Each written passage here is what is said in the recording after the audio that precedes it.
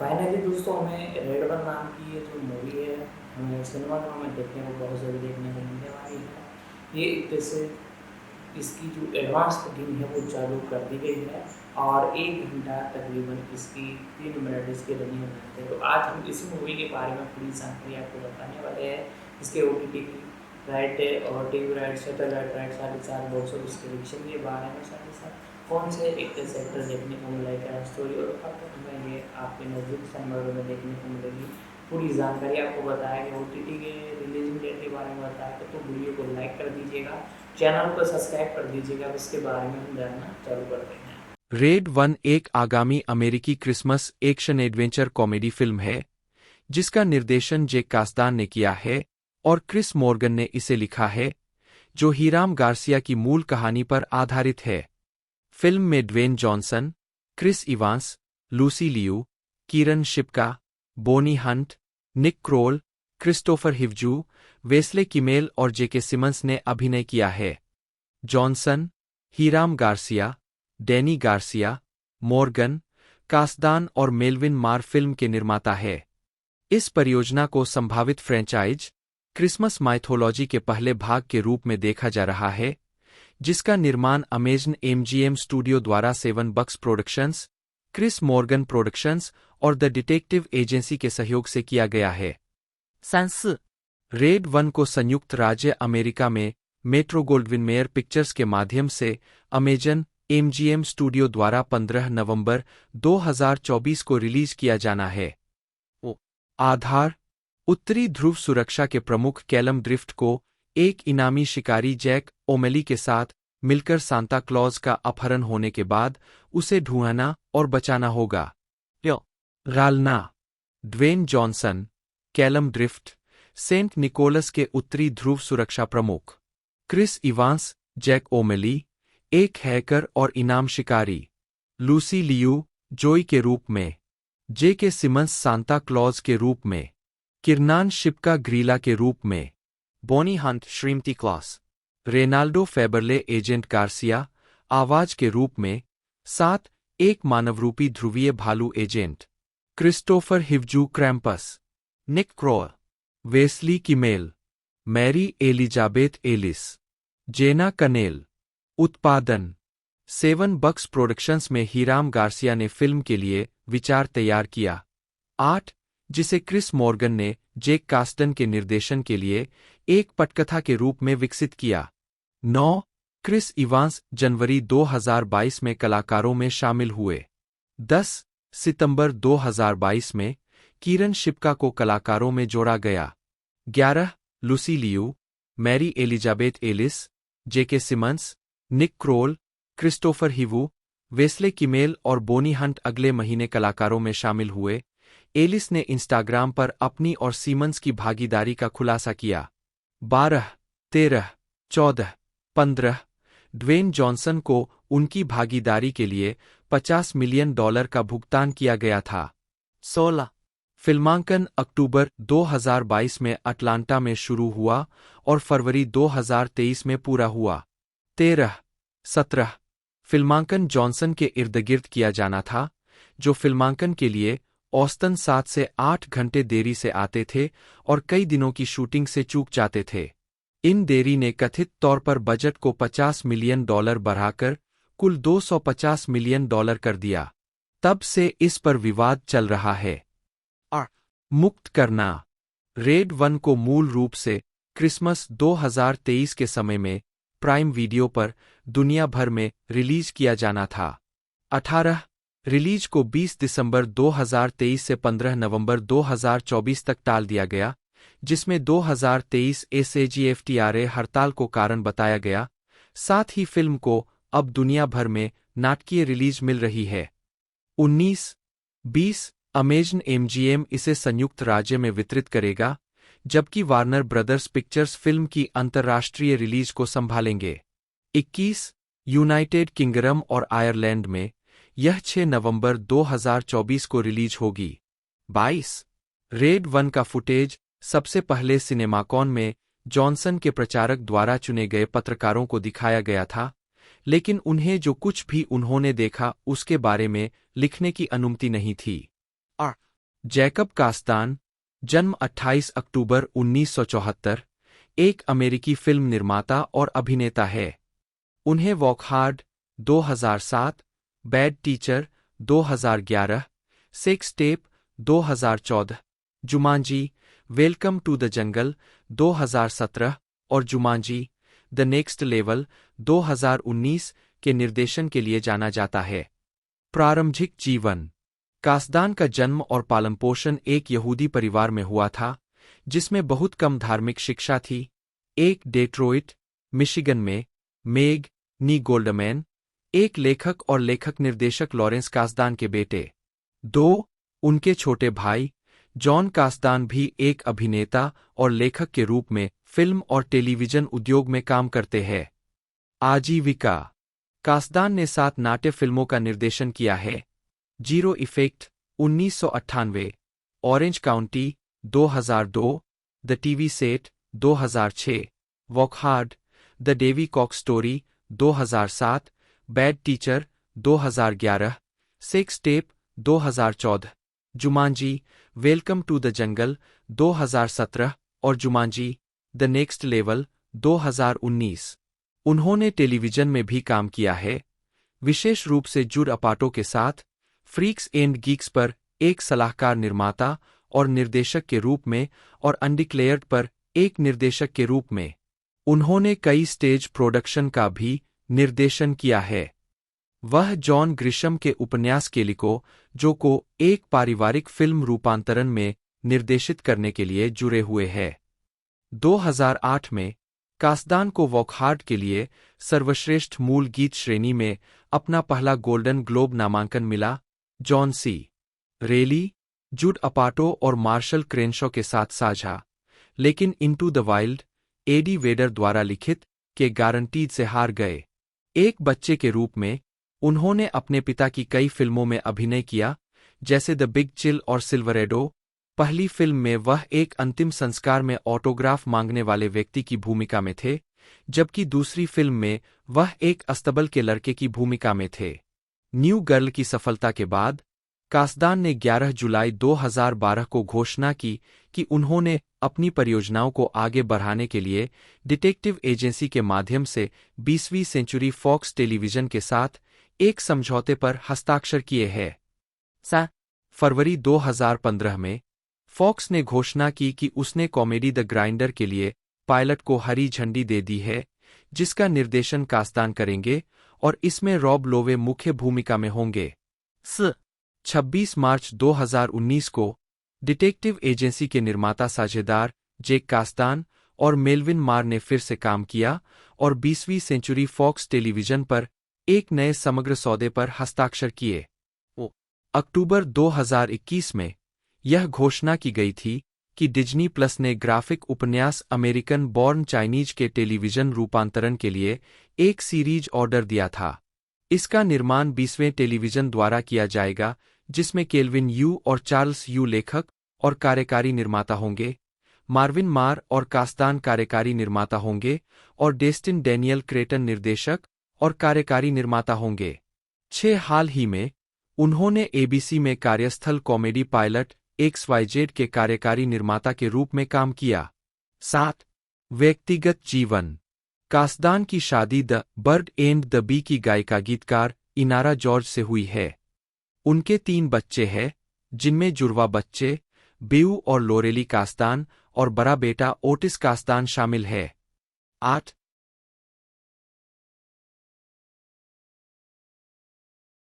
उन्होंने teenage mutant Ninja turtles comic book series पर आधारित एनिमेशन TMNT 2007 में केसी जोन्स के चरित्र को आवाज दी। यह फिल्म वार्नर ब्रदर्स पिक्चर्स और द वीनस्टीन कंपनी द्वारा रिलीज की गई थी, जिसे आलोचकों की मिलीजुली समीक्षा मिली थी, लेकिन यह व्यावसायिक रूप से सफल रही और इसने दुनिया भर में $95 मिलियन की कमाई की। 44. इसके बाद उन्होंने डैनी बॉयल की साइंस फिक्शन थ्रिलर सनशाइन 2007 में अभिनय किया, जो मरते हुए सूरज को फिर से प्रज्वलित करने के एक खतरनाक मिशन पर अंतरिक्ष यात्रियों के एक समूह के बारे में थी। 45. इसने आम तौर पर अनुकूल समीक्षा प्राप्त की। रोजर एबर्ट ने लिखा कि कलाकार प्रभावी थे। वे लगभग सभी पेशेवर अंतरिक्ष यात्री वैज्ञानिक की भूमिका निभाते हैं, न कि एक्शन मूवी नायक।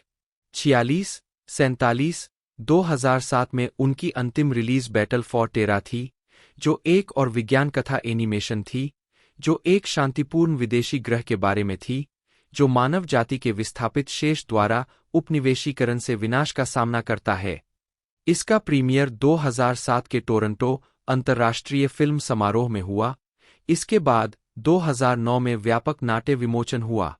48, आलोचनात्मक स्वागत काफी हद तक मिश्रित था।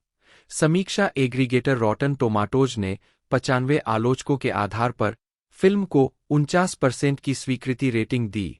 49. इवांस 2008 में इवांस थ्रिलर स्ट्रीट किंग्स में डिटेक्टिव पॉल डिस्केंट के रूप में दिखाई दिए, जिसमें सहकलाकार कीनू रीव्स, फॉरेस्ट व्हिटेकर और ह्यू ग्लोरी थे। 50, उन्हें the Loss of a Teardrop Diamond में लिया गया, जिसमें ब्रायस डलास हॉवर्ड और एलेन बर्स्टिन भी थे। यह टेनेसी विलियम्स की 1957 की पटकथा पर आधारित एक रोमांटिक ड्रामा है। इस फीचर को नकारात्मक समीक्षा मिली और द विलेज वॉयस आलोचक ने इवांस के प्रदर्शन को कैटेटोनिक कहा। 51, अगले वर्ष वे डकोटा फैनिंग और कैमिला बेले के साथ साइंस फिक्शन थ्रिलर पुश में दिखाई दिए। फिल्म विभिन्न अलौकिक क्षमताओं के साथ पैदा हुए लोगों के एक समूह का अनुसरण करती है। यूएसए टुडे की क्लाउडिया पुइग ने इसे मूर्खतापूर्ण और जटिल बताया। 53, जबकि सैन फ्रांसिस्को क्रॉनिकल के मिक लासेल ने कहानी की आलोचना की जिसका कोई मतलब नहीं है और भविष्यवाणी की कि इवांस इन दिनों में से एक दिन वह एक अच्छी फिल्म बनाने जा रहे हैं। 54. क्रिस्टोफर रॉबर्ट इवांस, जन्म 13 जून 1981, एक अमेरिकी अभिनेता है। उन्होंने 2000 में ऑपोजिट सेक्स जैसी टेलीविजन सीरीज में भूमिकाओं के साथ अपना करियर शुरू किया। 2001 की नॉट अदर टीन मूवी सहित कई किशोर फिल्मों में अभिनय के बाद उन्होंने फैंटास्टिक फोर 2005 और fantastic four rise of the silver surfer 2007 में मार्वल कॉमिक्स के चरित्र ह्यूमन टॉर्च की भूमिका के लिए ध्यान आकर्षित किया। इवांस ने कॉमिक पुस्तकों और ग्राफिक उपन्यासों के फिल्म रूपांतरणों में भी काम किया। TMNT 2007, Scott Pilgrim versus the world 2010 और स्नोपियर्सर 2013। इवांस ने captain America the first avenger 2011 से लेकर एवेंजर्स एंडगेम 2019 तक विभिन्न मार्वल सिनेमैटिक यूनिवर्स MCU फिल्मों में कैप्टन अमेरिका की भूमिका निभाने के लिए व्यापक पहचान हासिल की। फ्रेंचाइजी में उनके काम ने उन्हें दुनिया के सबसे अधिक भुगतान पाने वाले अभिनेताओं में से एक के रूप में स्थापित किया। एक कॉमिक बुक भूमिकाओं के अलावा इवांस ने drama gifted 2017, mystery film knives out 2019, television mini series defending Jacob 2020 और action film the grey man 2022 में अभिनय किया है। उन्होंने लाइटईयर 2022 में बज लाइटईयर और animated series Scott Pilgrim takes off 2023 में लुकास ली की आवाज दी, जिसमें उन्होंने अपनी लाइव एक्शन भूमिका को दोहराया। इवांस ने 2014 में romantic drama before we go के साथ अपना निर्देशन करियर शुरू किया, जिसका उन्होंने निर्माण और अभिनय भी किया। इवांस ने केनेथ लोनेर्गन के नाटक लॉबी हीरो के 2018 पुनरुद्धार में ब्रॉडवे की शुरुआत की, जिसने उन्हें ड्रामा लीग पुरस्कार नामांकन दिलाया। प्रारंभिक जीवन। क्रिस्टोफर रॉबर्ट इवांस 2 का जन्म 13 जून 1981 को बोस्टन, मैसाचुसेट्स में हुआ था। 4 और वे पास के शहर सुदबरी में पले बड़े। 5 उनकी मां लिसा नी कैपुआनो कॉनकॉर्ड यूथ थिएटर में एक कलात्मक निर्देशक है। 6, 7 और उनके पिता बॉब एक दंत चिकित्सक है। 8 उनके पिता आयरिश वंश के हैं, जबकि उनकी मां आधी आयरिश और आधी इतालवी वंश की है। 9, 10, 11, 12 उनके माता-पिता का 1999 में तलाक हो गया। 13. इवांस की 2 बहनें हैं, कार्ली और शन्ना, और एक भाई, अभिनेता स्कॉट इवांस। 8 वह और उसके भाई बहन कैथोलिक थे। 14 उनके चाचा माइक कैपुआनो ने 1990 से 1999 तक सोमरविले के मेयर के रूप में और 1999 से 2019 तक अमेरिकी प्रतिनिधि के रूप में कार्य किया। 15 बचपन में उन्हें संगीत थिएटर का शौक था और उन्होंने एक्टिंग कैंप में भाग लिया। उन्होंने संगीत में बाय बाय बर्डी में रैंडोल्फ मैकेफी की भूमिका निभाई। 16 उन्होंने और उनके भाई बहनों ने क्रिसमस के दौरान रिश्तेदारों के सामने प्रदर्शन भी किया, याद करते हुए कि मंच पर होना घर जैसा महसूस होता था। 16 हाई स्कूल के अपने वरिष्ठ वर्ष की शुरुआत करने से पहले इवांस ने गर्मियों में न्यूयॉर्क शहर में बिताया और ली स्ट्रैसबर्ग थिएटर और फिल्म संस्थान में कक्षाएं लीं। 17 इवांस ने 1999 में लिंकन सुदबरी क्षेत्रीय हाई स्कूल से स्नातक किया। 17 वह जेरेमी स्ट्रॉन्ग के सहपाठी थे। 18、आजीविका 1997 से 2004 प्रारंभिक भूमिकाएं। इवांस की पहली क्रेडिट उपस्थिति 1997 में बायोडायवर्सिटी वाइल्ड अबाउट लाइफ नामक एक लघु शैक्षिक फिल्म में थी। 1999 में इवांस हेस्ब्रो के बोर्ड गेम मिस्ट्री डेट में टाइलर के लिए मॉडल थे। खेल के विशेष संस्करण में एक इलेक्ट्रॉनिक फोन शामिल था जिसे इवांस को गेम बॉक्स पर बोलते हुए दिखाया गया है।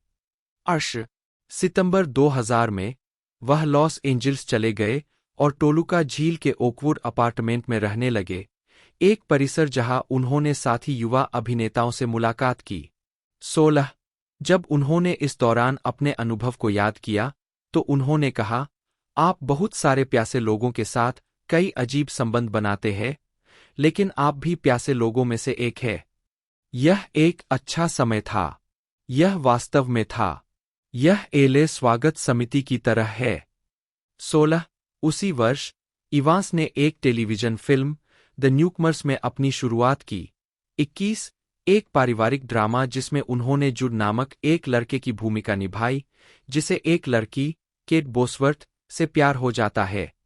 22 इवांस ने टेलीविजन सीरीज ऑपोजिट सेक्स में भी मुख्य भूमिका निभाई थी जो 8 एपिसोड तक चली थी। 2001 में उन्होंने नॉट अदर टीन मूवी में अभिनय किया। 25 जो किशोर फिल्मों की पैरोडी थी जिसमें उन्होंने एक हाई स्कूल फुटबॉलर की भूमिका निभाई। 26 फिल्म को मुख्य रूप से नकारात्मक समीक्षा मिली। 27 28 लेकिन इसने घरेलू स्तर पर $38 मिलियन और विदेशों में $28 मिलियन की कमाई की, जिससे दुनिया भर में $66 मिलियन की कमाई हुई। 29、 2004 में उन्होंने द परफेक्ट स्कोर में मुख्य भूमिका निभाई। 30 यह एक किशोर डकैती कॉमेडी थी जो छात्रों के एक समूह के बारे में थी जो ओसेटी परीक्षा के उत्तर चुराने के लिए एक कार्यालय में घुस जाते हैं। फिल्म को आलोचनात्मक रूप से नकार दिया गया था। बीबीसी के मैथ्यू लेलैंड ने सोचा कि इवांस का प्रदर्शन नीरस था और कलाकारों में थोड़ी केमिस्ट्री थी। 31 उसी वर्ष उन्होंने जेसन स्टैथम, किम बेसिंगर और विलियम एच. मैसी के साथ एक्शन थ्रिलर सेल्यूलर में सहाभिनय किया। इवांस ने कॉलेज के छात्र रयान की भूमिका निभाई है, जिसे एक अपहृत महिला बेसिंगर को बचाना है, उसके पास से बेतरतीब ढंग से एक फोन कॉल आने के बाद। हालांकि फीचर को मिलीजुली प्रतिक्रिया मिली। स्लैंट मैगजीन की समीक्षा में कहा गया कि इवांस खुद को पर्याप्त रूप से करिश्माई अग्रणी व्यक्ति साबित करते हैं। 32、 2005 से 2010 सफलता। 2005 में इवांस ने स्वतंत्र नाटक फियर्स पीपल में अभिनय किया, जो डर्क विटनबॉर्न के 2002 के इसी नाम के उपन्यास का रूपांतरण था। 34 उन्होंने लंदन 2005 में भी अभिनय किया, जो एक रोमांटिक ड्रामा था जिसमें उन्होंने रिश्ते की समस्याओं वाले एक ड्रग उपयोगकर्ता की भूमिका निभाई थी। 35 लंदन को आलोचकों द्वारा नकारात्मक रूप से प्राप्त किया गया था। वैरायटी पत्रिका ने इसे हानिकारक बताया और सोचा कि इवांस का चरित्र सबसे खराब था। 36 और फिल्म समीक्षक रोजर एबर्ट ने फिल्म को ड्रेक कहा। 37、 अपनी पहली कॉमिक बुक भूमिका के लिए उन्होंने फैंटास्टिक फॉर 2005 में सुपरहीरो जॉनी स्टॉर्म बटा ह्यूमन टॉर्च का किरदार निभाया, जो इसी नाम की मार्वल कॉमिक पर आधारित थी। रिलीज होने पर विभाजित स्वागत के बावजूद फिल्म व्यावसायिक रूप से सफल रही। 38 अपनी मिश्रित समीक्षा में वैरायटी के जो लेडन ने कलाकारों के प्रयासों की प्रशंसा की और सोचा कि इवांस ने करिश्माई ब्रेकआउट प्रदर्शन दिया। 39 2 साल बाद उन्होंने sequel fantastic four rise of the silver surfer 2007 में जॉनी स्टॉर्म बटा ह्यूमन टॉर्च की भूमिका को दोहराया। 40 टोरंटो स्टार के रॉब सलेम ने सोचा कि फिल्म पहले की तुलना में काफी सुधार थी, और शिकागो रीडर के आलोचक ने सोचा कि कलाकार सीक्वल को आगे बढ़ाने के लिए काफी मनोरंजक थे। 41 2010 में इवांस सिल्वेन व्हाइट की द लॉसर्स में दिखाई दिए, जो डीसी कॉमिक्स छाप वर्टिगो की इसी नाम की कॉमिक बुक श्रृंखला का एक रूपांतरण था। 55 इवांस को कैप्टन जेक जेनसेन का किरदार निभाने के लिए आकर्षित किया गया था, क्योंकि चरित्र चीजों को बहुत गंभीरता से नहीं लेता है। वह ऐसा व्यक्ति है जो जीवन से प्यार करता है, और वह हमेशा एक मजाक की तलाश में रहता है। 56 हालांकि फिल्म को मिश्रित समीक्षा मिली, द गार्जियन के आलोचक ने कलाकारों को उनके हवादार आकर्षण और इवांस की कॉमिक राहत के लिए प्रशंसा की। 57 इवांस एक अन्य कॉमिक बुक रूपांतरण एडगर राइट की स्कॉट पिलग्रिम बनाम द वर्ल्ड 2010 में दिखाई दिए, जिसमें उन्होंने रमोना फ्लावर्स के साथ 59-60 उन्होंने मार्क कैसेन और एडम कैसेन के नाटक पंचर में अभिनय किया, जिसे ह्यूस्टन, टेक्सास में फिल्माया गया था। फिल्म का प्रीमियर 2011 ट्रिबेका फिल्म फेस्टिवल में फेस्टिवल की 10वीं सालगिरह के लिए स्पॉटलाइट प्रोजेक्ट्स में से एक के रूप में हुआ था। 61 इवांस ने माइक वीस का किरदार निभाया है, जो असल जीवन में एक युवा वकील और ड्रग एडिक्ट था। रिलीज होने पर आलोचनात्मक स्वागत विभाजित था। एवी क्लब के आलोचक ने सोचा कि फिल्म शायद ही कभी वीस पर ध्यान केंद्रित करने का प्रबंधन करती है। 62 इसके बाद इवांस को romantic comedy what's your number 2011 में एना फारिस के साथ कास्ट किया गया, जो कि करिन बोसनाक की किताब 20 टाइम्स ए लेडी का रूपांतरण था। 2011 से 2017 कैप्टन अमेरिका और निर्देशन की शुरुआत। 2010 में इवांस ने मार्वल कॉमिक्स के चरित्र स्टीव रोजर्स बटा कैप्टन अमेरिका को चित्रित करने के लिए मार्वल स्टूडियोज के साथ एक मल्टीफिल्म डील के लिए हस्ताक्षर किए। 65-66 इवांस ने शुरू में इस हिस्से को ठुकरा दिया, लेकिन उन्होंने रॉबर्ट डाउनी जूनियर से सलाह ली, जिन्होंने उन्हें भूमिका लेने के लिए प्रोत्साहित किया। मार्वल के आग्रह पर इवांस ने स्वीकार कर लिया, और वह बाद में एक चिकित्सक को देखने गए। 16 क्यों? उन्हें चरित्र को चित्रित करना मजेदार लगा, और उन्होंने कहा, मुझे लगता है कि मार्वल अभी बहुत अच्छी चीजें कर रहा है। 67 रिलीज होने वाली पहली film captain America the first avenger 2011 थी। कहानी नायक का अनुसरण करती है, जो सुपरसैनिक कैप्टन अमेरिका में बदल जाता है और उसे रेड स्कल को विश्व वर्चस्व के लिए ऊर्जास्रोत के रूप में टेसेरेक्ट का उपयोग करने से रोकना चाहिए। 68 अपनी सकारात्मक समीक्षा में सिडनी मॉर्निंग हेराल्ड ने सोचा कि यह फिल्म 20वीं सदी के इतिहास पर एक नया मोड़ है, और इवांस की भूमिका में प्रदर्शित आत्मविश्वासपूर्ण लेकिन सूक्ष्म उपचार की प्रशंसा की। 69 एक साल बाद उन्होंने द एवेंजर्स में चरित्र को दोहराया, जिसमें Robert Downey Junior, Mark Ruffalo, Chris Hemsworth, Scarlett Johansson और जेरेमी रेनर जैसे बड़े कलाकारों की टुकड़ी थी। यह फीचर एक और व्यावसायिक सफलता थी। इसने $1.519 बिलियन की कमाई की, और यह अब तक की सबसे अधिक कमाई करने वाली फिल्मों में से एक बन गई। 71 समीक्षा एग्रीगेटर रॉटन टोमाटोज ने फिल्म को 350 से अधिक समीक्षाओं के आधार पर 92% की अनुमोदन रेटिंग दी। 72 एवेंजर्स को सर्वश्रेष्ठ दृश्य प्रभावों के लिए अकादमी पुरस्कार नामांकन और सर्वश्रेष्ठ विशेष दृश्य प्रभावों के लिए ब्रिटिश अकादमी फिल्म पुरस्कार बाफ्टा नामांकन मिला। 73 74 2012 की अपनी आखिरी रिलीज के लिए उन्होंने हत्यारे रिचर्ड कुक्लिंस्की के बारे में जीवनी फिल्म द आइसमैन में हिटमैन रॉबर्ट प्रोंग की भूमिका निभाई। 75 इस भूमिका में फिट दिखने के लिए इवांस ने विग पहनी और दाढ़ी बढ़ाई।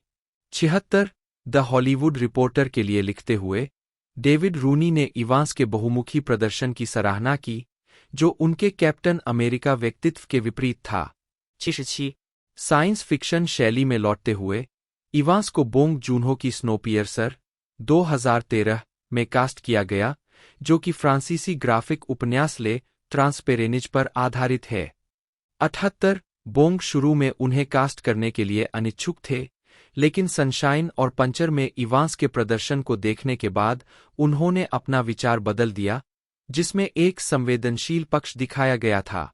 79 कहानी स्नोपियर्सर ट्रेन में होती है, क्योंकि यह ग्लोबल वार्मिंग को रोकने के लिए जलवायु इंजीनियरिंग के असफल प्रयास के बाद मानवता के अंतिम सदस्यों को लेकर दुनिया भर में यात्रा करती है। फिल्म को समीक्षकों द्वारा प्रशंसित किया गया था। सैलून पत्रिका के आलोचक ने कलाकारों के प्रदर्शन को सनसनीखेज बताया था। 80 स्नोपियर्सर 2014 की सर्वश्रेष्ठ फिल्मों की कई सूचियों में दिखाई दिया। 2014 में captain America the winter soldier के लिए आयोजित एक प्रेस कॉन्फ्रेंस में इवांस 2014 में इवांस ने captain America the winter soldier में अभिनय किया। 82 जो captain America the first Avenger का सीक्वल है। फिल्म में कैप्टन अमेरिका विंटर सोल्जर नामक एक हत्यारे का सामना करते हुए जासूसी एजेंसी शील्ड के भीतर एक साजिश को उजागर करने के लिए ब्लैक विडो और फाल्कन के साथ सेना में शामिल होता है। मुख्य फोटोग्राफी अगस्त 2013 में शुरू हुई। 83 इवांस ने 3 महीने की शक्ति प्रशिक्षण और सभी लड़ाई दृश्यों को सीखकर तैयारी की। 84 85 पहली फिल्म की तरह इसे भी अच्छी प्रतिक्रिया मिली और यह व्यावसायिक रूप से सफल रही, जिसने दुनिया भर में $714 मिलियन की कमाई की।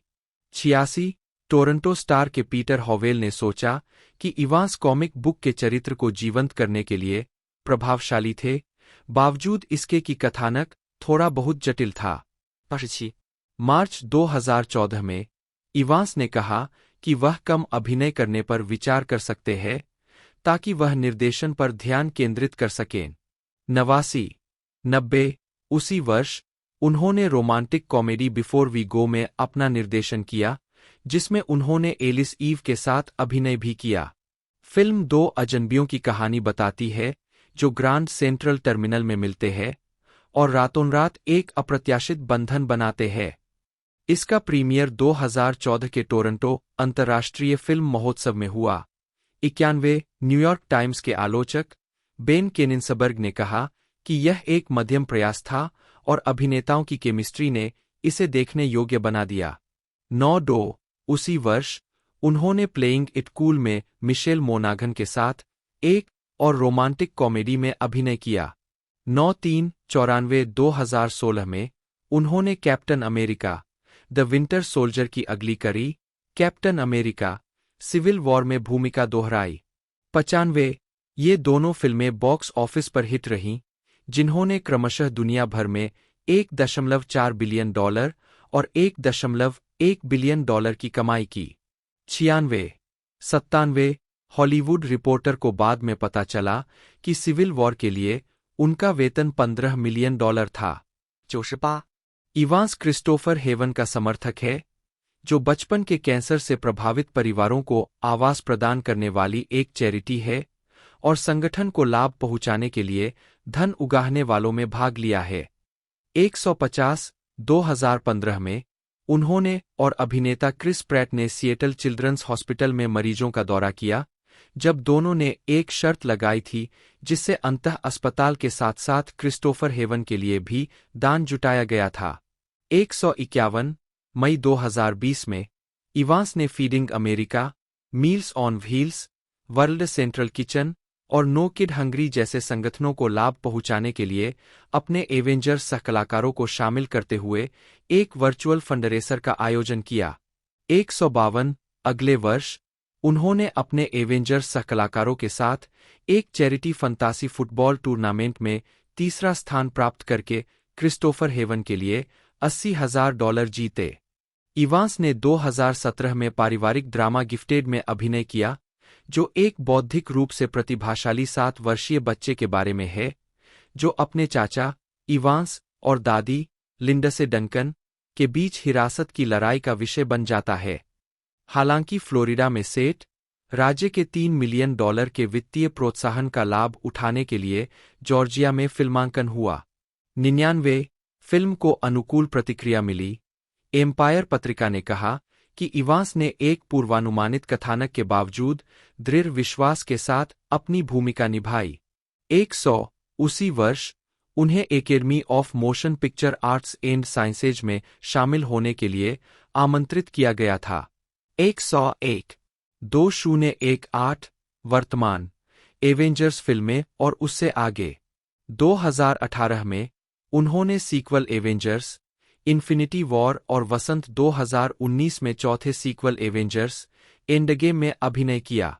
102 इन दोनों का निर्देशन एंथनी और जो रूसो ने किया था।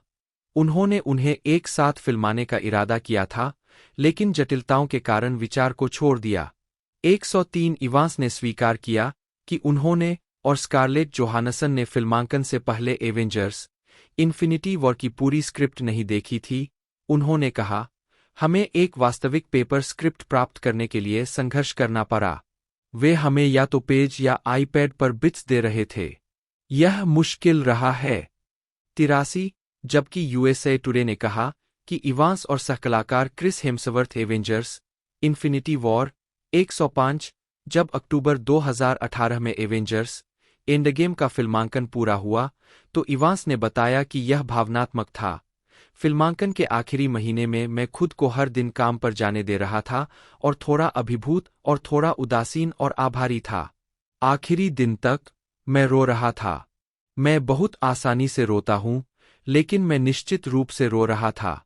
106 चौथे सीक्वल ने दुनिया भर में $2.7 बिलियन की कमाई की।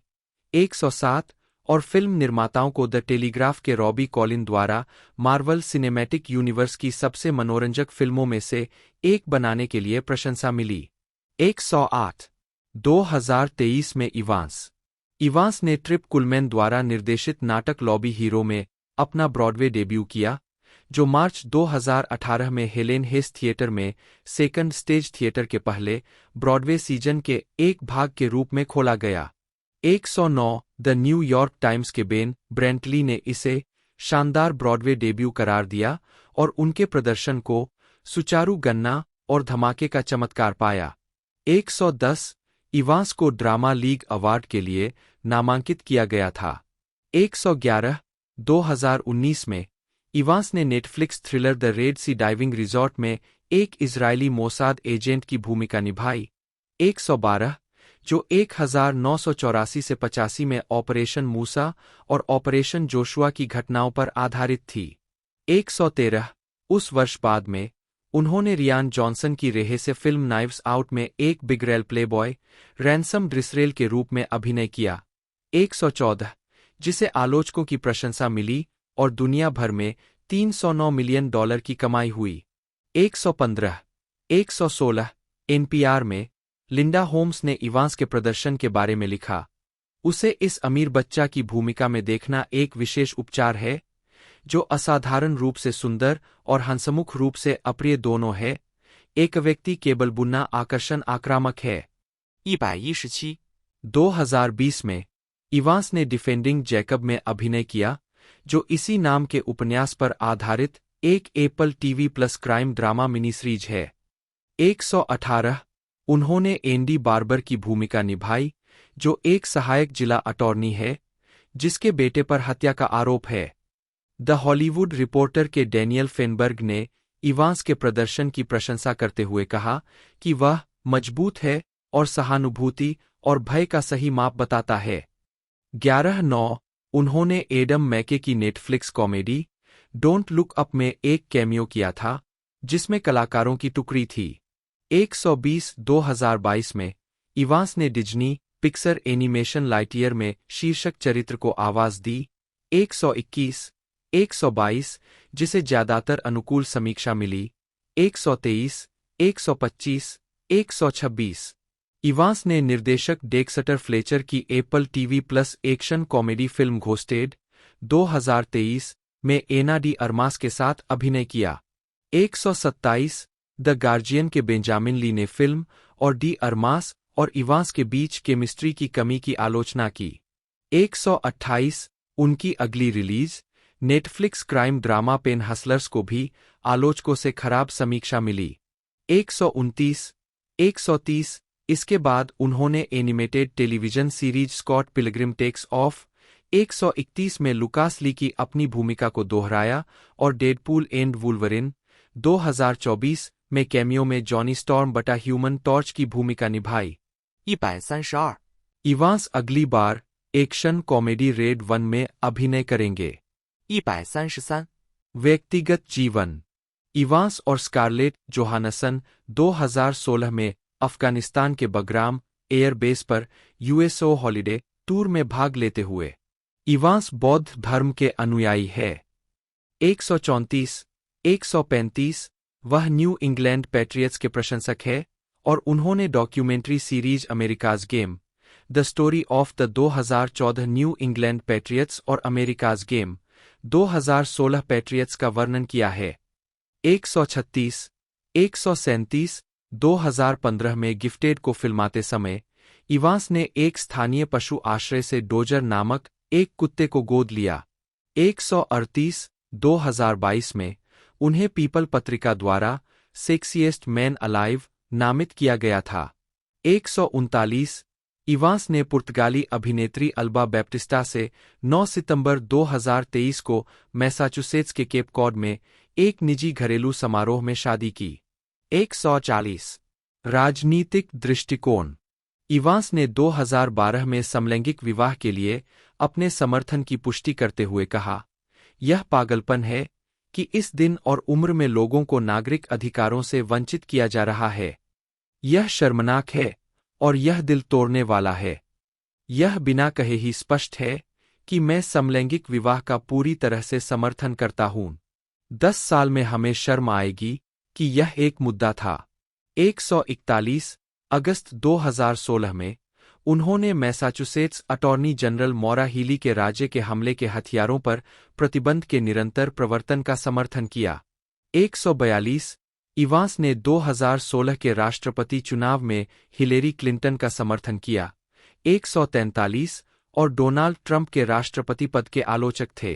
13, 144, मई 2019 में अल्बामा द्वारा मानव जीवन सुरक्षा अधिनियम लागू करने के बाद, जो राज्य में गर्भपात पर लगभग पूर्ण प्रतिबंध लगाता है, इवांस ने बिल को बिल्कुल अविश्वसनीय कहा और यह लिखकर जारी रखा, यदि आप रो बनाम वेड के बारे में चिंतित नहीं है तो आप ध्यान नहीं दे रहे हैं।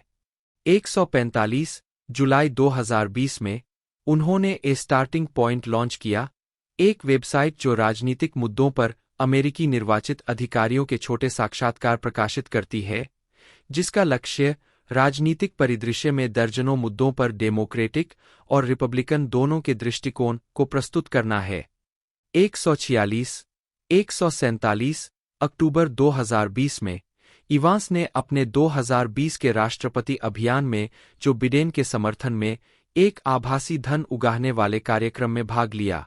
148, उन्होंने 2021 के न्यूयॉर्क सिटी डेमोक्रेटिक मेयरल प्राइमरी में माया विली का समर्थन किया।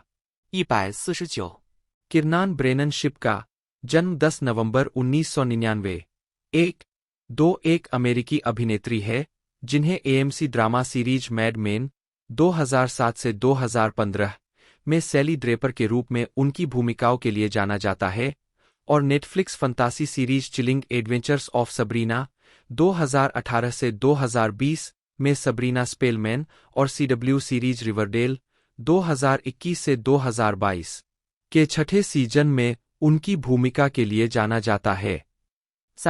शिप्का ने कई फिल्मों में भी काम किया है, जिनमें Carriers 2009, Flowers in the Attic 2014, the Blackcoat Daughter 2015, the Silence 2019, Wild Flower 2022 और टोटली किलर 2023 शामिल है।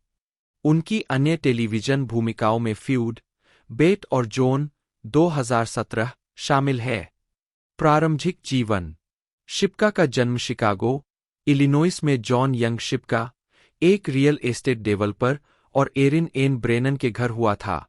4, 5, 6 शिप्का ने 5 साल की उम्र में बॉलरूम डांसिंग क्लास लेना शुरू कर दिया था और मार्च 2012 तक वह अभी भी कक्षाओं में भाग ले रही थी। 7 जब वह 6 साल की थी तो उसका परिवार उसके अभिनय करियर में मदद करने के लिए लॉस एंजिल्स, कैलिफोर्निया में स्थानांतरित हो गया। 5 आजीविका। 2006 से 2015 बिगिनिंग्स और Mad Men. Shipka 2010 Screen Actors Guild Awards में। शिप्का ने 5 महीने की उम्र में अस्पताल के नाटक यार में अपना टेलीविजन डेब्यू किया। 8 जब वह एक बच्ची थी तब उसने कमर्शियल प्रिंट मॉडलिंग शुरू कर दी थी। 4 छोटी टेलीविजन भूमिकाएं करने के बाद उनकी पहली प्रमुख भूमिका 2007 से 2015 की टीवी सीरीज मैड मेन में मुख्य किरदार डॉन ड्रेपर की बेटी सैली ड्रेपर की थी। उसने 2 ऑडिशन के बाद भूमिका जीती। 9 वह शो के पहले 3 सीजन के लिए एक आवर्ती अतिथि कलाकार थीं, फिर सीजन 4 में एक सीरीज नियमित बन गईं। 5 मैड मेन के कलाकारों की टुकड़ी के हिस्से के रूप में उन्होंने 2008 और 2009 में एक ड्रामा सीरीज में कलाकारों की टुकड़ी द्वारा उत्कृष्ट प्रदर्शन के लिए स्क्रीन एक्टर्स गिल्ड अवार्ड जीता। 10 शिप्का को मैड मेन में उनके प्रदर्शन के लिए प्रशंसा मिली। 2010 में ऑस्टिन अमेरिकन स्टेट्समैन के आलोचक डेल रो ने उन्हें ड्रामा सीरीज में उत्कृष्ट अतिथि अभिनेत्री के लिए प्राइम टाइम एमी अवार्ड के लिए अपने ड्रीम नॉमिनी के रूप में नामित किया। उन्होंने लिखा, यह 10 वर्षीय अभिनेत्री पिछले सीजन में परेशान सैली ड्रेपर के रूप में इतनी प्रभावित कर रही थी कि यह अजीब लगता है कि उसे केवल सीरीज के नियमित कलाकार के रूप में अपग्रेड किया गया है। यदि शिप्का का आगामी मैड मेन काम अपने माता-पिता की टूटी हुई शादी से संघर्ष करना और अशांत 1960 के दशक में प्रीटेंडम में प्रवेश करना। 2014 में टाइम पत्रिका ने शिप्का को 2014 के 25 सबसे प्रभावशाली किशोरों में से एक नामित किया था।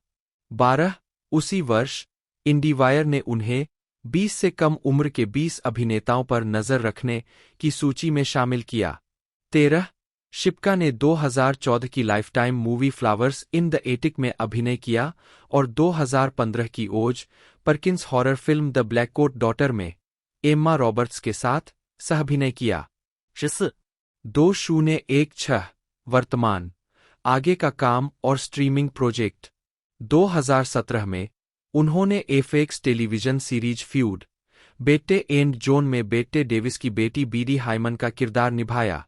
जनवरी 2018 में यह घोषणा की गई थी कि शिप्का नेटफ्लिक्स की chilling adventures of Sabrina series में सबरीना स्पेलमैन के रूप में अभिनय करेंगी, जो इसी नाम की कॉमिक सीरीज पर आधारित है।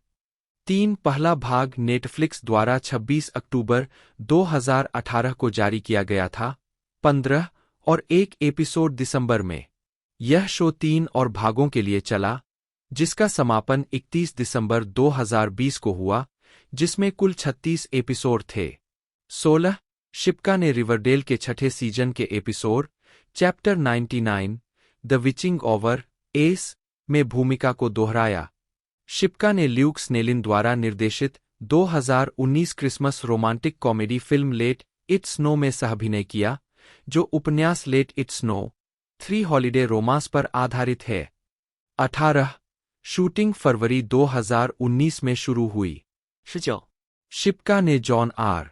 लियोनेटी की हॉरर फिल्म द साइलेंस में स्टेनली टुकी के साथ एक बहरी किशोरी की भूमिका निभाई, जो टिम लेबन द्वारा 2015 में इसी नाम के हॉरर उपन्यास पर आधारित है।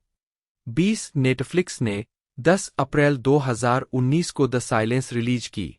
21 शिप्का ने इस भूमिका के लिए अमेरिकी सांकेतिक भाषा सीखी। लियोनेटी ने उनके प्रदर्शन की प्रशंसा करते हुए कहा, वह स्टेनली टुकी के साथ अभिनय कर रही है और मेरा विश्वास करें, वह खुद को संभालने से कहीं बढ़कर है। उन्हें देखना मंत्रमुग्ध कर देने वाला रहा है। 22 मई 2021 में शिप्का को HBO राजनीतिक ड्रामा सीमित श्रृंखला व्हाइट हाउस प्लम्बर में लिया गया था। 23 उन्होंने 2022 के नाटक वाइल्ड फ्लावर में दो बौद्धिक रूप से विकलांग माता-पिता की बेटी बी जॉनसन की भूमिका निभाई। 24 25 सितंबर 2022 में शिप्का को रेड 1 में कास्ट किया गया, जिसमें ड्वेन जॉनसन और क्रिस इवांस सहकलाकार थे। 26 उन्होंने मैक्सिमम ट्रुथ में अभिनय किया, जो 23 जून 2023 को रिलीज हुई। 27 अक्टूबर 2023 में शिप्का ने अमेज़न प्राइम वीडियो की 1980 के दशक की हॉरर कॉमेडी टोटली किलर में अभिनेत्री ओलिविया होल्ट के साथ अभिनय किया। 28 जुलाई 2024 में वह ट्विस्टर्स में दिखाई दीं। 29 शिप्का अगली बार thriller film Stone Cold Fox में अभिनय करेंगी। 30 फिल्मोग्राफी 2006 की शुरुआत में लियू को दृश्यता के लिए एशियाई उत्कृष्टता पुरस्कार मिला।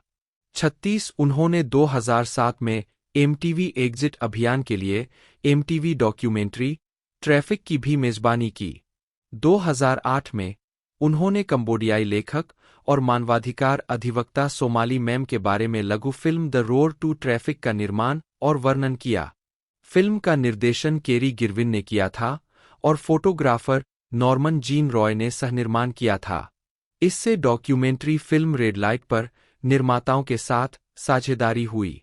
37 38 2007 में Liu code name the cleaner rise blood Hunter में दिखाई दी, जो माइकल चिकलिस के साथ एक अलौकिक थ्रिलर है जिसमें लियू एक मरे हुए रिपोर्टर की भूमिका निभाती है।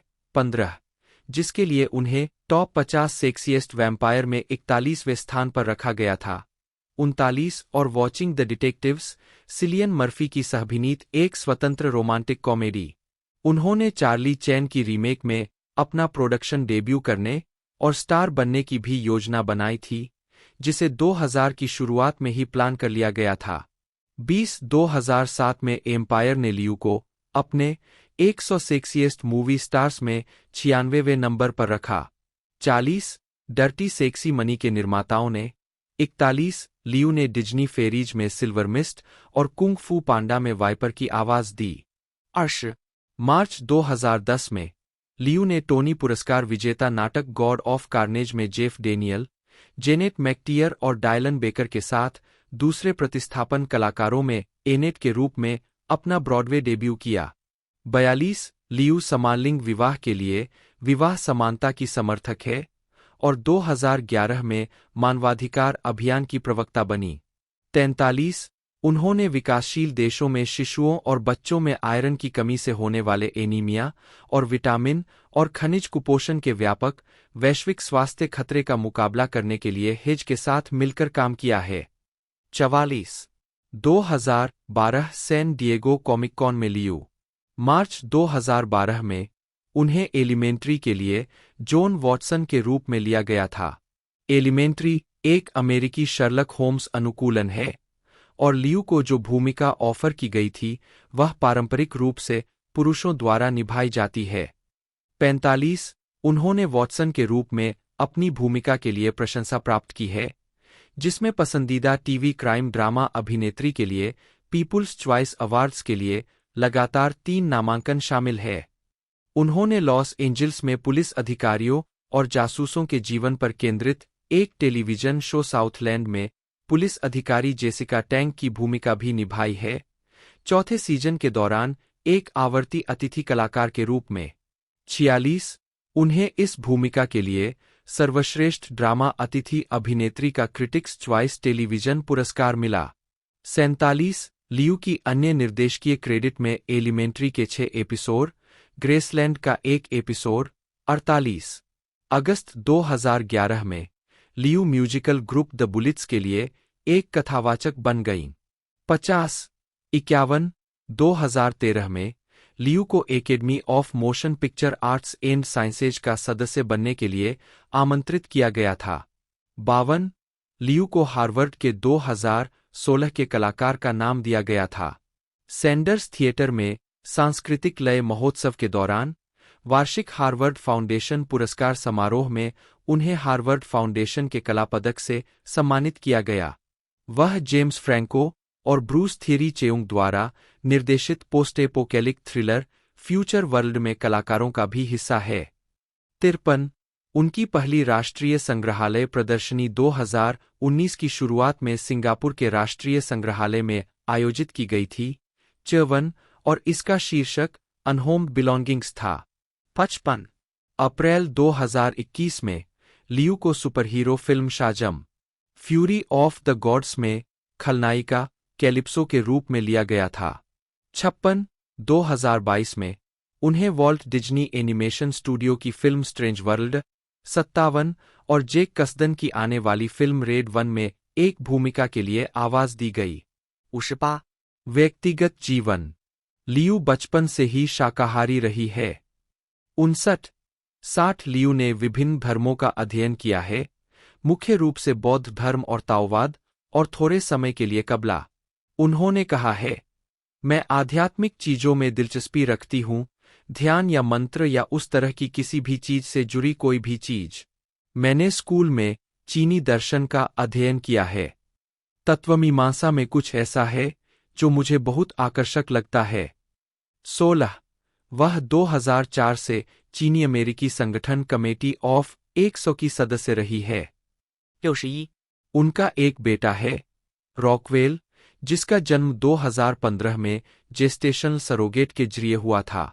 62 उन्होंने कहा है कि सरोगेसी उनके लिए सही विकल्प था क्योंकि मैं काम कर रही थी और मुझे नहीं पता था कि मैं कब रुक पाऊंगी। 64 उन्होंने उसे एक सिंगल पेरेंट के तौर पर पालने का फैसला किया है।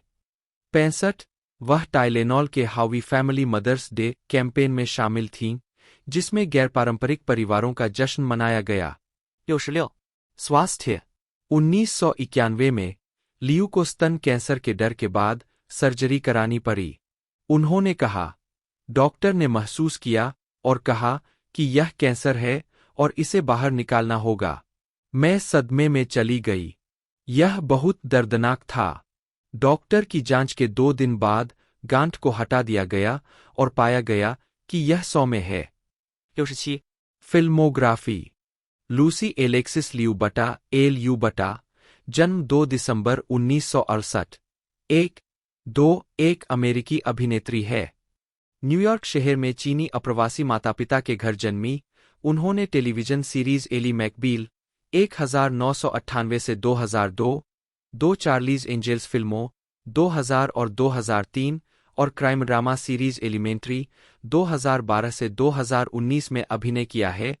साथ ही Payback 1999, Shanghai Noon 2000, Chicago 2002, Kill Bill Volume 1 2003, Lucky Number 11 2006, Watching the Detectives 2007, the Man with the Iron Fists 2012 और सेट इट अप 2018 फिल्मों में भी अभिनय किया है। उन्होंने कुंग फू पांडा फ्रेंचाइज 2008 से 2016 की पहली 3 किस्तों में मास्टर वाइपर और टिंकर बेल सीरीज 2008 से 2014 में सिल्वर मिस्ट के रूप में आवाज दी।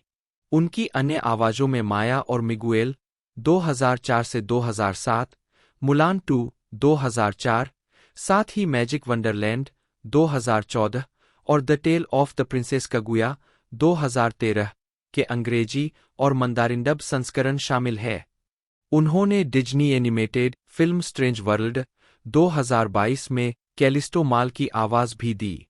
हाल ही में उन्होंने शाजम फ्यूरी ऑफ द गॉड्स में कैलिप्सो के रूप में अभिनय किया और Disney show American born Chinese का निर्देशन किया। उन्हें कई पुरस्कार प्राप्त हुए हैं, जिनमें एक critics choice television award, 2 screen Actors guild award और 1 सियोल इंटरनेशनल ड्रामा अवार्ड, साथ ही 2 प्राइम टाइम एमी अवार्ड नामांकन शामिल है। प्रारंभिक जीवन 1986 में हाई स्कूल के सीनियर छात्र के रूप में लियू लूसी लियू का जन्म न्यूयॉर्क शहर के क्वींसबोरो के जैक्सन हाइट्स पड़ोस में हुआ था। 3-4 हाई स्कूल में उसने एक मध्य नाम एलेक्सिस अपनाया। 5 वह सेसिलिया से पैदा हुए 3 बच्चों में सबसे छोटी है, जो एक बायोकेमिस्ट के रूप में काम करती थी, और टॉम लियू, एक सिविल इंजीनियर जिसने डिजिटल घड़ी पेन बेचे थे। 6. लियू के माता-पिता मूल रूप से बीजिंग और शंघाई से आए थे और न्यूयॉर्क में मिलने से पहले वयस्कों के रूप में ताइवान में आकर बस गए थे। 6, 7, 8 उसका एक बड़ा भाई जॉन, 9, 10, 11, 12 और एक बड़ी बहन जेनी है। 13. जब लूसी और उसके भाई बहन बड़े हो रहे थे, तब उसके माता-पिता के पास कई नौकरियां थीं। 14. लियू ने कहा है कि वह एक विविधतापूर्ण पड़ोस में पली बढ़ी है। उसने घर पर मंदारिन बोलना सीखा और 5 साल की उम्र में अंग्रेजी पढ़ना शुरू कर दिया। 15. जब वह छोटी थी तब उसने शौक के तौर पर मार्शल आर्ट कालिएस्क्री मार्शल का अध्ययन किया। 16. लियू ने Joseph Pulitzer middle school IS 145 में पढ़ाई की और स्टुवेसेंट हाई स्कूल से स्नातक की उपाधि प्राप्त की। 17. बाद में उसने न्यूयॉर्क विश्वविद्यालय में दाखिला लिया और मिशिगन के एन अर्बर में मिशिगन विश्वविद्यालय में स्थानांतरित हो गई, जहां वह ची ओमेगा सोरोरिटी की सदस्य थी और उसने एशियाई भाषाओं और संस्कृतियों का अध्ययन किया। 17. आजीविका 19 साल की उम्र में मेट्रो में यात्रा करते समय लियू को एक एजेंट ने खोजा था। परिणामस्वरूप वह एक विज्ञापन में दिखाई दी। 18. बेसमेंट आर्ट्स के छात्र संचालित थिएटर समूह के सदस्य के रूप में 19 उन्होंने कॉलेज के अपने वरिष्ठ वर्ष के दौरान 1989 में मिशिगन विश्वविद्यालय के एलिस इन वंडरलैंड के निर्माण के लिए ऑडिशन दिया। हालांकि उन्होंने मूल रूप से केवल सहायक भूमिका के लिए प्रयास किया था। 20 लियू को मुख्य भूमिका में लिया गया था। 1990 में संगीत में मिस साइगॉन के ऑडिशन के लिए लाइन में रहते हुए उन्होंने द न्यूयॉर्क टाइम्स से कहा, बहुत अधिक एशियाई भूमिकाएं नहीं है और दरवाजे में अपना पैर जमाना बहुत मुश्किल है। 21 मई 1992 में लियू ने टीना चेन द्वारा निर्देशित फेरी बोन्स में अपना न्यूयॉर्क स्टेज डेब्यू किया। 22. लियू को फिल्मों और टीवी में छोटी भूमिकाएं मिली, जो उनकी शुरुआत थी। 1992 में उन्होंने हांगकांग की फिल्म रिदम ऑफ डेस्टिनी में बड़े पर्दे पर अपनी शुरुआत की, जिसमें डैनी ली और आरोन क्वोक ने अभिनय किया। 23 1993 में वह एले लॉ के एक एपिसोड में एक चीनी विधवा के रूप में मंदारिन में अपनी गवाही देती हुई दिखाई दी। 24 लियू ने सिटकॉम पर्ल में अभिनय किया, जो एक सीजन तक चला। 1997 में पर्ल के रन के अंत के तुरंत बाद लियू को एली मैकबील में एक भूमिका में लिया गया। लियू ने मूल रूप से nail porter, Portia De Rossi द्वारा निभाई गई की भूमिका के लिए ऑडिशन दिया था और चरित्र लिंग वू को बाद में उनके लिए विशेष रूप से बनाया गया था। इसके अतिरिक्त उन्होंने कॉमेडी सीरीज में उत्कृष्ट सहायक अभिनेत्री के लिए प्राइम टाइम एमी अवार्ड, 25 नामांकन और कॉमेडी सीरीज में एक महिला अभिनेता द्वारा उत्कृष्ट प्रदर्शन के लिए स्क्रीन एक्टर्स गिल्ड अवार्ड नामांकन अर्जित किया। 20. सितंबर 2009 में USAID मानव तस्करी संगोष्ठी में बोलते हुए लियू। 2000 में लियू ने ड्रू बैरीमोर और कैमरन डियाज के साथ चार्लीज एंजेल्स में अभिनय किया। 2001 में लियू ली नेशनल डेनिम डे फंडराइजर की प्रवक्ता थीं, जो स्तन कैंसर अनुसंधान और शिक्षा के लिए धन जुटाती है। 26 2004 में लियू को यूनिसेफ के लिए US फंड का राजदूत नियुक्त किया गया था। 27 उन्होंने कई अन्य देशों के अलावा पाकिस्तान और लेसोथो की यात्रा की। 20 2002 में लियू ने विंसेंजो नटाली के ब्रेनस्टॉर्म में रीटा फोस्टर की भूमिका निभाई। वह क्वेंटिन टारनटिनो की 2003 की फिल्म किल बिल में ओ रेन इशी के रूप में दिखाई दीं। टारनटिनो के साथ किल बिल के लिए बातचीत के दौरान दोनों ने Hungarian sports documentary freedoms fury के निर्माण में मदद की। इसके बाद लियू मैट लेब्लांक के साथ जॉय के कई एपिसोड में दिखाई दीं, जिन्होंने चार्लीज एंजेल्स फिल्मों में उनके प्रेमी की भूमिका निभाई थी। उन्होंने फिल्म शिकागो में किट्टी बैक्सटर के रूप में और थ्रिलर डोमिनो में केइरा नाइटली के साथ एक मनोवैज्ञानिक के रूप में भी छोटी भूमिकाएं निभाईं। लकी नंबर 11 में उन्होंने जोश हार्टनेट की प्रमुख प्रेमिका की भूमिका निभाई। 3 नीडल्स 1 दिसंबर 2006 को रिलीज हुई। लियू ने जिनपिंग नामक एक HIV पॉजिटिव चीनी महिला की भूमिका निभाई। 29, लियू ने पहले अपनी कलाकृति अपने चीनी नाम यू लिंग के तहत प्रस्तुत की थी। 30 लियू, जो कई मीडिया में एक कलाकार है, ने अपने कोलाज, पेंटिंग और फोटोग्राफी को प्रदर्शित करने वाले कई गैलरी शो किए हैं। 31, जब वह 16 साल की थीं, तब उन्होंने कोलाज मिश्रित मीडिया करना शुरू किया और एक फोटोग्राफर और चित्रकार बन गईं। 32 लियू ने 2004 से 2006 तक ड्राइंग, पेंटिंग और मूर्तिकला के लिए न्यूयॉर्क स्टूडियो स्कूल में भाग लिया। 33 सितंबर 2006 में लियू ने एक कला शो आयोजित किया और मुनाफे का अपना हिस्सा यूनिसेफ को दान कर दिया। 34 म्यूनिख में 2008 में उनका एक और शो भी था। उनकी पेंटिंग एस्केप को मोंटेब्लैंक के कटिंग एज आर्ट कलेक्शन में शामिल किया गया था।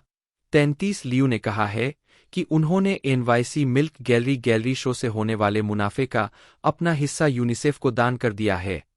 35 लंदन में उनकी पुस्तक 72 से प्राप्त आय का एक हिस्सा यूनिसेफ को गया। 27, बोनी लिन हंट, जन्म 22 सितंबर 1961, एक अमेरिकी अभिनेत्री, हास्य कलाकार, निर्देशक, निर्माता, लेखिका और टेलीविजन होस्ट है। उनकी फिल्म भूमिकाओं में रेन मैन, बीथोवेन का दूसरा, Jumanji, Jerry Maguire, the green mile, cheaper by the dozen और चीपर बाय द डोजन 2 शामिल है। हंट ने ए बग्स लाइफ, जूटोपिया और मॉन्स्टर्स, इंक, कार्स और टॉय स्टोरी फ्रेंचाइजी में आवाज का काम किया है। उन्होंने ग्रैंड और डेविस रूल्स में अभिनय किया, साथ ही द बिल्डिंग, बोनी और लाइफ विद बोनी में निर्माण, लेखन और अभिनय भी किया। 2008 से 2010 तक उन्होंने द बोनी हंट शो की मेजबानी की। प्रारंभिक जीवन। बोनी ली हंट का जन्म 22 सितंबर 1961 को शिकागो, इलिनॉइस में रॉबर्ट एडवर्ड हंट, 1927 से 1981, एक इलेक्ट्रीशियन, और एलिस हंट, नी जैक, 1925 से 2021 के घर हुआ था। 2. उनके पिता आयरिश और बेल्जियम वंश के थे और उनकी मां पोलिश वंश की थीं। 3, 4, 5 उसके 3 बड़े भाई हैं, जिनका नाम पैट्रिक, केविन और टॉम है। 2 बड़ी बहनें हैं, जिनका नाम कैथी और कैरोल है, और एक छोटी बहन है, जिसका नाम मैरी है। उद्धरण वांछित। उनकी शिक्षा कैथोलिक स्कूलों में हुई। उन्होंने शिकागो में सेंट फर्डिनेंड स्कूल और Notre Dame High School for Girls में पढ़ाई की और नर्स की सहायिका के रूप में अंशकालिक काम किया। 1982 में हंट ने शिकागो के नॉर्थवेस्टर्न मेमोरियल अस्पताल में ऑन्कोलॉजी नर्स के रूप में काम किया। 1984 में उन्होंने एन इम्पल्सिव थिंग नामक एक इम्प्रोवाइजेशनल कॉमेडी ट्रूप की सहस्थापना की। 6. हंट ने 1986 में शिकागो के विश्व प्रसिद्ध सेकंड सिटी के सदस्य के रूप में भी प्रदर्शन किया। 1988 में जब वह नर्स थीं, तब हंट ने लंच ब्रेक के दौरान रेन मैन में वेट्रेस सैली डिब्स की भूमिका के लिए ऑडिशन दिया और जीत हासिल की। आजीविका। 1990 में हंट ने ग्रैंड में कैरोल एनी स्मिथसन की भूमिका निभाई। उन्होंने सैटरडे नाइट लाइव का कास्ट सदस्य बनने से इनकार कर दिया क्योंकि श्रृंखला के निर्माता आमतौर पर उनकी पसंदीदा सुधारात्मक शैली से नाखुश थे। 1992 में उन्हें डिजाइनिंग विमेन में जूलिया डफी की जगह बीजे पोटेट की भूमिका की पेशकश की गई। 7. इसके बजाय उन्होंने डेविस रूल्स में सहकलाकार बनना चुना। 1993 में हंट ने अपने अच्छे मित्र डेविड लेटरमैन के साथ मिलकर द बिल्डिंग का निर्माण किया। श्रृंखला का सीधा फिल्मांकन भी किया गया। प्रसारित एपिसोड में अक्सर गलतियां, दुर्घटनाएं और भूली हुई लाइनें रह जाती थीं। उद्धरण वांछित। 1995 में हंट और लेटरमैन ने द बोनी हंट शो, जिसे बाद में बोनी नाम दिया गया, के लिए फिर से टीम बनाई, जिसमें द बिल्डिंग के समान ही कई कलाकार थे और वही हीली शैली थी। इस शो की आलोचकों ने प्रशंसा की, लेकिन निर्मित 13 में से 11 एपिसोड प्रसारित होने के बाद इसे रद्द कर दिया गया। 2002 में हंट ने लाइफ विद बोनी के साथ टेलीविजन पर वापसी की। श्रृंखला में उनकी भूमिका ने उन्हें 2004 में एमी नामांकन दिलाया, जो उनका पहला था। ठीक-ठाक रेटिंग के बावजूद श्रृंखला को इसके दूसरे सीजन में रद्द कर दिया गया था। हंट, उन्होंने रिटर्न टू मी का निर्देशन, सहलेखन और सहाभिनय किया। इसे उनके शिकागो पड़ोस में फिल्माया गया था और इसमें उनके कई रिश्तेदारों के लिए छोटे-छोटे हिस्से शामिल थे। फिल्म, जिसे आलोचकों से सकारात्मक प्रतिक्रिया मिली, 8 काफी हद तक हंट की शिकागो में ब्लू कॉलर कैथोलिक परवरिश से प्रभावित थी। 9、हंट ने बीथोवेन और बीथोवेन के 2 में एलिस न्यूटन, जुमांजी में सारा व्हिटेल, मैडम सेरेना और चीपर बाय द डजन और चीपर बाय द डजन 2 में केट बेकर का किरदार निभाया। उन्होंने जेरी मैगवायर में रेनी जेलवेगर के चरित्र की बहन और द ग्रीन माइल में जॉन एर्गेकॉम्प का किरदार निभाया। उन्होंने लॉगरहेड्स में ग्रेस बेलामी का किरदार निभाया। उन्होंने कुल 8 पिक्सर फिल्मों के लिए अपनी आवाज दी है। ए बग्स लाइफ में रोजी, मॉन्स्टर्स इंक में मिस फ्लिंट, कार्स 2 और कार्स 3 में सैली करेरा, टॉय स्टोरी 3 और टॉय स्टोरी 4 में डॉली और मॉन्स्टर्स यूनिवर्सिटी। बोनी हंट शो। मुख्य लेख, द बोनी हंट शो। 2007 में हंट ने टेलीपिक्चर्स के लिए एक पायलट एपिसोड टेप किया। पायलट को मंजूरी दी गई और टॉक शो बनाया गया। द बोनी हंट शो का प्रीमियर सोमवार 8 सितंबर 2008 को हुआ। सेट का डिजाइन डीन मार्टिन को श्रद्धांजलि थी और दीवारों पर ऐतिहासिक टेलीविजन हस्तियों के साथ-साथ हंट के परिवार के सदस्यों की तस्वीरें हैं। श्रृंखला लाइव विद रेजिस एंड केली के प्रारूप से प्रेरित थी, जिसमें मेजबान और मेहमान अक्सर दर्शकों से बातचीत करते थे।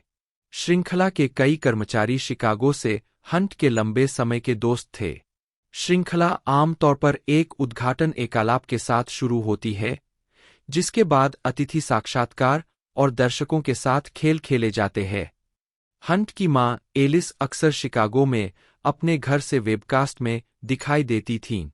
इसने 2009 में उत्कृष्ट टॉक शो के लिए ग्रेसी पुरस्कार जीता। 2010 में हंट को डेटाइम एमी अवार्ड्स में उत्कृष्ट टॉक शो होस्ट के लिए नामांकित किया गया था। अंतिम एपिसोड 26 मई 2010 को प्रसारित हुआ। व्यक्तिगत जीवन। 1988 में हंट ने निवेश बैंकर जॉन मर्फी से शादी की। 10 यह जोड़ा 2006 में अलग हो गया। 2008 में उनके तलाक को आधिकारिक रूप से अंतिम रूप दिया गया। 11、हंट आजीवन शिकागो शावक की प्रशंसक है। उन्होंने 1977 से रिगली फील्ड में एक भी उद्घाटन दिवस नहीं छोड़ा है। वह 2016 विश्व सीरीज के दौरान शावक की ऐतिहासिक गेम 7 की जीत के लिए क्लीवलैंड में उपस्थित थीं। Hunt multiple myeloma research foundation की समर्थक है, जिसकी वह मानद बोर्ड सदस्य है। 12、क्रिस्टोफर हिवजू, नॉर्वेजियन, KRSTFRHVJ, जन्म 7 दिसंबर 1978, एक नॉर्वेजियन अभिनेता है।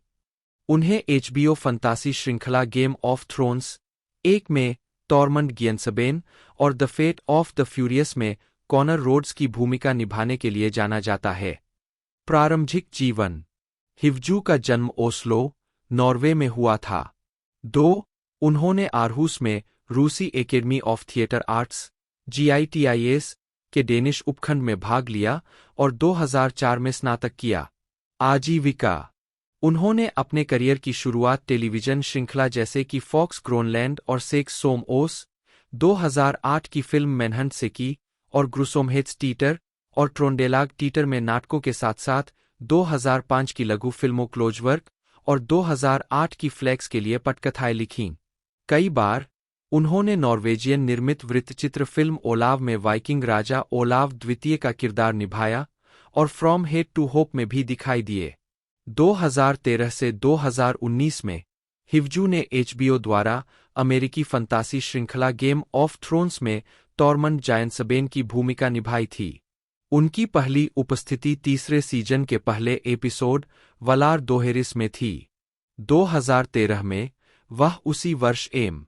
नाइट श्यामलन की साइंस फिक्शन फिल्म आफ्टर अर्थ में भी दिखाई दिए। 2023 में उन्होंने स्कॉट द स्कॉट्समैन के रूप में स्कॉट्स ब्रांड के उत्पादों के विज्ञापनों की एक श्रृंखला में दिखाई देना शुरू किया, उत्पाद को बढ़ावा दिया और घर के मालिकों को अपने लॉन को हराभरा रखने के लिए प्रोत्साहित किया। व्यक्तिगत जीवन। हिवजू नॉर्वेजियन अभिनेता एरिक हिवजू और लिसेलोट होलमेने के बेटे हैं और फ्रेंच अभिनेत्री इसाबेल नैंटी के चचेरे भाई है। 4. उनकी शादी ग्री मोल्वर हिवजू से हुई है। साथ में उनकी 2 बेटियां हैं, नूर 2007 में पैदा हुई और सिल्जा 2008 में पैदा हुई। 5. हिवजू को डिस्क गोल्फ में भी बहुत रुचि है। वह एक सक्रिय खिलाड़ी और सामुदायिक प्रवर्तक है। 2022 में इनोवा चैंपियन डिस्क ने हिवजू का अपना सिग्नेचर रॉक, एक मिडरेंज डिस्क गोल्फ डिस्क जारी किया। उद्धरण की आवश्यकता। फिल्मोग्राफी। पतली परत। निकोलस क्रोल, जन्म 5 जून 1978, एक अमेरिकी अभिनेता, आवाज अभिनेता, हास्य अभिनेता, लेखक और निर्माता है। उन्हें comedy central series crawl show, the oh hello show, FX comedy series the league, Hulu sketch comedy series history of the world part 2 बनाने और उनमें अभिनय करने तथा animated Netflix series big mouth और ह्यूमन रिसोर्सेज में अभिनय करने और सहनिर्माण करने के लिए जाना जाता है। उन्होंने adult beginners, sausage party, loving, sing, captain underpants, the first epic movie, the house, uncle Drew, operation finale, the secret life of pets 2, the Addams family और डोंट वरी डार्लिंग जैसी फिल्मों में अभिनय या आवाज अभिनय भी किया है। प्रारंभिक जीवन। क्रोल का जन्म न्यूयॉर्क के राय में 5 जून 1978 को हुआ था। 3 उनके पिता लिन और जूल्स क्रोल थे। उनके पिता एक अरबती व्यवसायी है जिन्होंने कॉरपोरेट जांच और जोखिम परामर्श फर्म क्रोल इंक की स्थापना की थी। 4 परिवार में सबसे छोटे बच्चे। 5 क्रोल का एक भाई जेरेमी और 2 बहनें वेनेसा और डाना है। 3 वह एक रूढ़िवादी यहूदी परिवार में पले बड़े। 6 और वेस्टचेस्टर के सोलोमन शेचटर स्कूल में पढ़े। 7 उन्होंने राय कंट्री डे स्कूल से हाई स्कूल की पढ़ाई की। 8 इस दौरान उन्होंने कुछ समय के लिए वर्मोंट के वर्शायर में द माउंटेन स्कूल में भी पढ़ाई की, जहां उन्होंने लंबी पैदल यात्रा का शौक विकसित किया। 5 उन्होंने खुद को इतिहास का छात्र बताया, जिन्होंने कला और स्पेनिश में पढ़ाई की थी, लेकिन समय बीतने के साथ उन्होंने खुद को मीडिया अध्ययन की ओर आकर्षित होते हुए पाया। आजीविका। अपने करियर के शुरुआती दिनों में क्रोल ने कॉमेडी सेंट्रल के चैपल शो और एमटीवी के ह्यूमन जायंट के लिए लेखन में योगदान दिया। नवंबर और दिसंबर 2008 में उन्होंने अजीज अंसारी के साथ संयुक्त राज्य अमेरिका में उनके glow in the dark comedy tour पर दौरा किया। 11 क्रोल का लाइव काम स्टैंड-अप, स्केच और पात्रों का मिश्रण है। 2011 में कॉमेडी सेंट्रल ने उनके stand up special thank you very cool को प्रसारित किया। 12 उन्होंने एनवाईसी और ला में अपराइट सिटीजन्स ब्रिगेड थिएटर में नियमित रूप से अध्ययन और प्रदर्शन किया है और stand-up show Welcome to Our Week with Jesse Klein की सहमेजबानी की है। 13-14 वह बॉबी बॉटल सर्विस जैसे अपने पात्रों के लिए एक कलाकार के रूप में जाने जाते हैं, जिन्हें एड हार्डी बॉयज और एमटीवी शो जर्सी शोर के ऑडिशन टेप सहित फनी या डाई वेबसाइट के लिए कई ऑनलाइन वीडियो में दिखाया गया है। 15 अन्य पात्रों में रेफ जेफ और फैब्रिस और द ओह हॉलो शो के गिल फैजन शामिल है, जिन्हें उन्होंने लेखन साथी जॉन मुलैनी के साथ मिलकर बनाया था। 16 उनके चरित्र का काम कॉमेडी सेंट्रल पर एक sketch comedy show crawl show में प्रमुखता से शामिल है। क्राल को मॉन्ट्रियल, क्यूबेक, कनाडा में 2013 just for laughs comedy festival से breakout star of the year पुरस्कार से सम्मानित किया गया था। 17 ओह हेलो शो। मुख्य लेख the oh hello show crawl ने जॉन मुलैनी के साथ ओह हेलो नामक शो में अमेरिका का दौरा किया, जिसमें दोनों ने क्रमशः गिलफेजोन और जॉर्ज सेंट गीगलैंड के किरदार निभाए। शो का प्रीमियर 23 सितंबर 2016 को ब्रॉडवे पर हुआ और 6 महीने तक चला और इसे सकारात्मक समीक्षा मिली। ब्रॉडवे प्रदर्शन को फिल्माया गया और 2017 में नेटफ्लिक्स पर रिलीज किया गया। 18, टेलीविजन। क्रोल को अपने करियर में पहली महत्वपूर्ण सफलता तब मिली जब उन्होंने एबीसी सिटकॉम केवमेन में सह-अभिनय किया, जो गीको बीमा टीवी कमर्शियल पात्रों पर आधारित था। हालांकि शो को 7 एपिसोड के बाद रद्द कर दिया गया था, लेकिन उन्होंने अपनी भूमिका को मेरे पेशेवर करियर का सबसे महत्वपूर्ण अनुभव कहा। 19 वे VH1 के बेस्ट वीक एवर में गए और parks and recreation, community, unbreakable Kimmi Schmidt और न्यू गर्ल में अतिथि-अभिनीत भूमिकाएं निभाईं। उन्होंने कई कॉमेडी सेंट्रल सीरीज जैसे रेनो 911, 20, जॉन ओलिवर के न्यूयॉर्क स्टैंड अप शो और द बेंसन इंटरप्शन में खुद के रूप में और चरित्र में अभिनय किया। उद्धरण वांछित। क्रोल ने FX कॉमेडी श्रृंखला द लीग में रॉडनी रक्सिन के रूप में एक प्रमुख भूमिका निभाई थी, जो 29 अक्टूबर 2009 से 9 दिसंबर 2015 तक प्रसारित हुई थी। 21 समवर्ती रूप से, उन्होंने अपनी खुद की कॉमेडी सेंट्रल स्केच श्रृंखला क्रोल शो बनाई और उसमें अभिनय किया, जो 16 जनवरी 2013 से 24 मार्च 2015 तक प्रसारित हुई। क्रोल की एडल्ट स्विम पर चिल्ड्रेंस हॉस्पिटल में एक आवर्ती भूमिका थी। उनके आवाज के काम में HBO एनिमेटेड श्रृंखला The Life and Times of Tim पर चरित्र स्टू, साथ ही Andrew Legustambos, animated Fox comedy श्रृंखला सिट डाउन, शट अप में तेजतर्रार, उभयलिंगी नाटक शिक्षक शामिल है। 22 आधुनिक दिन स्नैगलपस की तरह आवाज दी। 23 क्रोल जेम्स फ्रैंको के कॉमेडी सेंट्रल रोस्ट में रोस्टरों में से एक थे।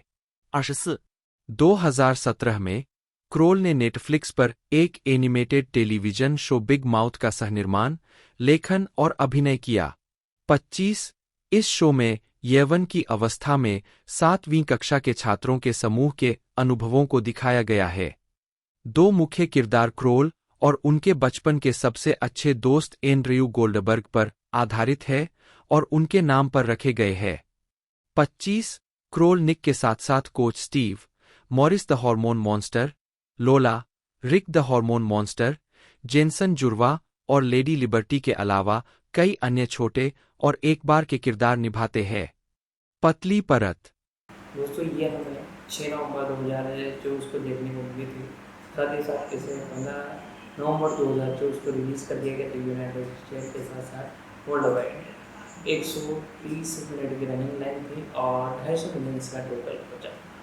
और इस बजट के अंदर एक तरह से ये जो मूवी है वो सुपर डुपर हिट रही थी, ऐसा मेकर्स का कहना है।